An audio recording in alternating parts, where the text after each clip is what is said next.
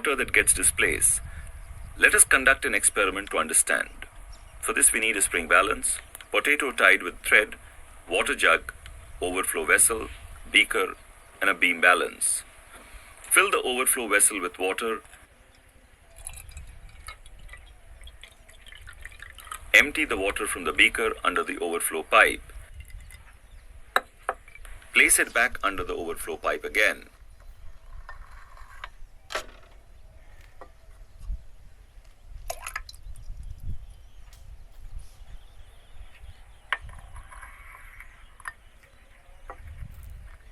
Take the spring balance and measure the weight of the potato in the air. It weighs 125 grams. Now immerse the potato in the overflow vessel completely. Observe the potato, which displaces some water. It overflows and collects into the beaker. The balance shows the weight of the potato in water is 13 grams. It is less by almost 112 grams. Now let us measure the weight of the displaced water.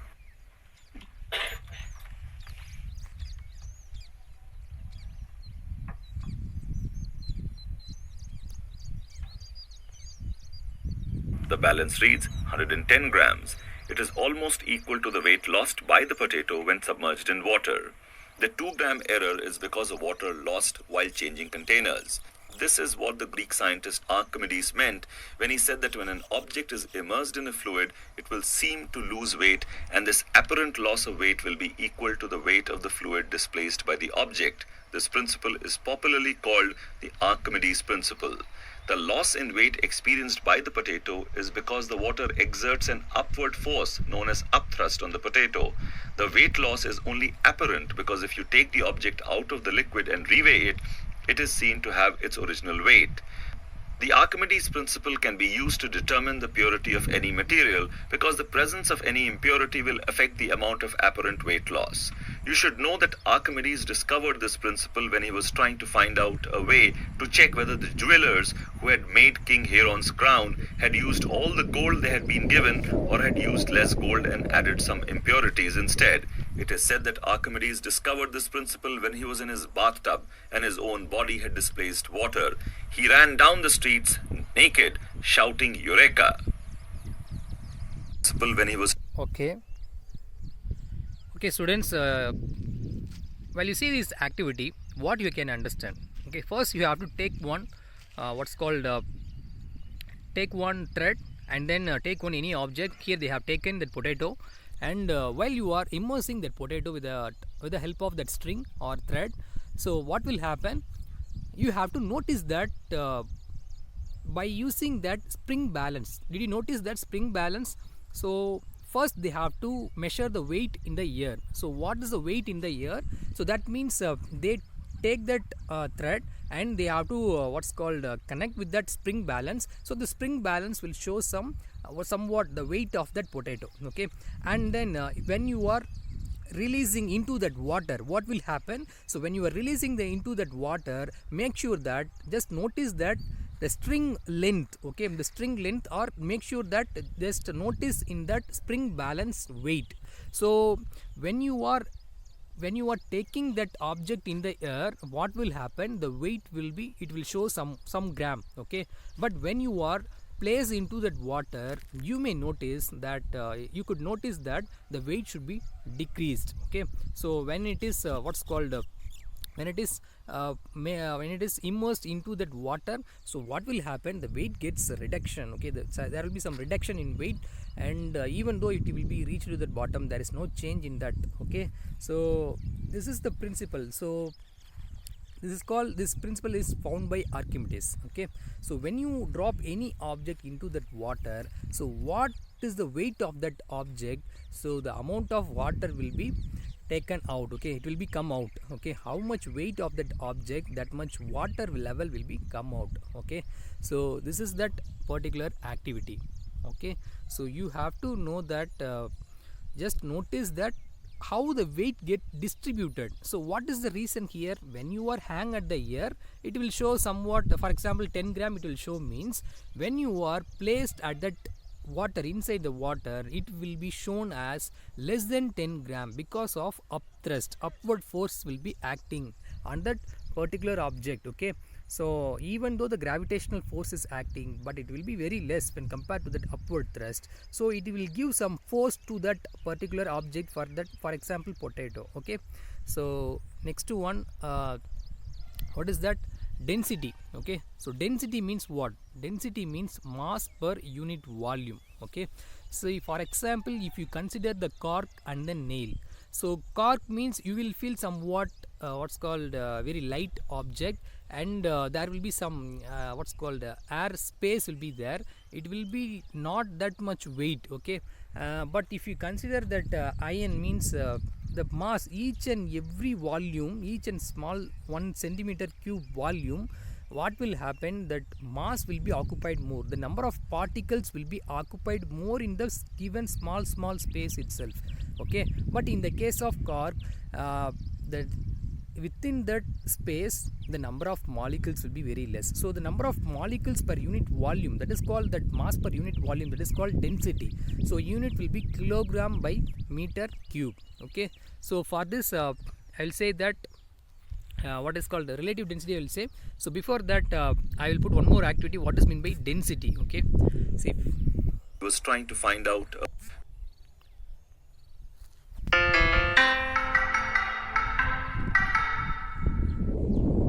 This is the example we left at in the previous video. If we drop a piece of balsa wood and a metal pin of the same mass into the water, what will happen? Will both of them float, or will both of them sink? Or one stays afloat and one sinks? Just by intuition, we can say that the wooden block will float and the metal pin will sink. But if they're of the same mass, why does that happen? Shouldn't both float because of the buoyant force? This happens because of the difference in their densities. But what's density? Look at these two parking lots of the same size. One has 3 cars and the other has many cars. Which one is more dense? This one, correct? Yes. Now look at these two forests. Which one is more dense with trees? Clearly, it's this one. So in the same given amount of space, if there are more things, we say that it's denser. Density is simply the measure of how compact the mass in a substance or object is. If we have to go by its scientific definition, we would say that it's mass per unit volume. In short, it tells us how much mass exists in a given volume. The unit of density is kilogram per meter cubed. Mass is in kilograms and volume in meter cubed. Coming back to our example, why did the wood float and the pin sink? The wood floated on water because the density of the wood is lesser than the density of water. Hence, the upthrust of water on the wood is greater than the weight of the wood. Hence, it floated. But the density of a metal pin is more than the density of water. Though it looks tiny, there's more mass per unit volume within it as compared to water. Hence, the upthrust of water on the pin is less than the weight of the pin. So what can we conclude? If the density of an object is lesser than the density of the liquid, then it will float. And if the density of an object is more than the density of the liquid, then it will sink. We'll understand the Archimedes principle in the next video.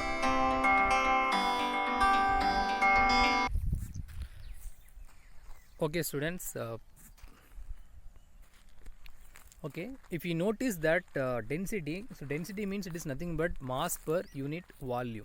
Okay, so that is the thing is density. Okay, and the next one is called relative density. What is mean by relative density? So relative density means nothing but if you have considered the two object, any two object, so we are going to relate with that standard substance. So here we have taken the standard substance is called water. Okay, so the relative density, which means that what is called relative density, which means that density of that particular substance and density of that water, if we are comparing that two, so we will get that relative density. Okay, so relative density is nothing but we are going to relate the substance density with that another standard substance, that is called relative density. Okay, simply they pick it as RD. Okay, relative density. So relative density, there is no unit, because each and the two has also same unit would come. So the relative density, it has no unit. Okay, so the next one is what is called relative density. See, if you notice that what's called that formula, that relative density of that substance and density of water. Okay, so density of the substance and density of the water, both also kilogram by meter cube, that's the same unit. So there will be no standard unit. Okay, so next one, this one problem, relative density of the silver 10.8 and density of water is 1000 kg per meter cube. What is the density of silver in SI unit? See, for this you have to know that relative density, which means that relative density equal to relative density of the substance. So density of substance 10.8. So density of that, relative density they given, density of the substance we are going to find. So that means the density of the substance, we have to put x value, x divided by 1000, which is equal to 10.8. So x equal to 10.8 into 1000. If you multiply it means, so 10.8 into 1000, so 101 decimal point will cancel, so 108 into 100. Okay, so 108 into 100, that is that answer. Okay, if you multiply it, that means what you will get. Okay, so you will get the 10,800, that is that answer. Okay, I will summarize this one. First, you have to know that in this module you will see that how pressure can be exerted on the fluids. You have to know that not only the solid only can create the pressure on the surface when it contact, all the fluids will be exerting the pressure. Okay, so that thing you have to know. So fluid is nothing but it is a kind of what's called it is liquid and gas is called fluid, and fluid will enhance pressure in n number of direction, not a particular direction. So whenever even it will be contact at the bottom and contact with the wall, so it can create some pressure when it is contact. And as you know that fluid also having weight. Okay, air and liquid both also having weight. And what is called so liquid, it does not have a particular shape, it does not contain definite shape, but it will take that which container you have taken, that container shape it will take. Okay, and it has a volume. Okay, so this is called what are the fluids that we have seen. Then what do you mean by buoyancy force? See, when you drop any object in the water or in the liquid, so the object may feel some force which is acting upwards. Okay, the object may feel some force which will be acting in the upwards. So that upward force is called upthrust or buoyancy force. Okay, so that buoyancy force relate with the density. If the density will be very high, the buoyancy force will be very less. If the density will be very less, the buoyancy force will be very high, so it can float. So buoyancy force maximum means that the object can float. Buoyancy force will be minimum means the object will sink. Okay, for that I gave that two activity, I think so, right? So in the first activity, what we have taken one empty, what's called one water bottle, and that cap should be taut.